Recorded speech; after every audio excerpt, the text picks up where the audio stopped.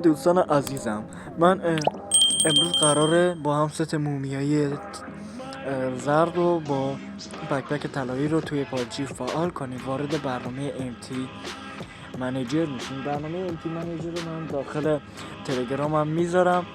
اگرم یادم رفت حتما زیر این ویدیو بذاریم که من نرم افزار دانلودش رو بذارم. وارد امتی منیجر میشیم. شمایی که از توی کانال ما پک رو دانلود میکنین، پک شما داخل فایل های دانلود و توی فایل تلگرام که داخل دانلود باشه ذخیره میشه.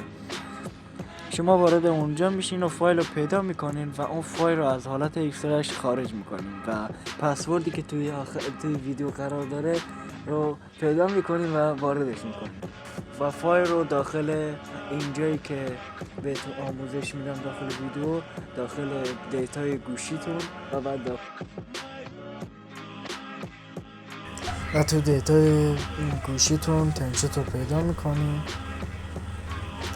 و فایلتون رو از حالت فشرده در میارین و گفتم که رمز پسوردش داخل ویدیو قرار داره.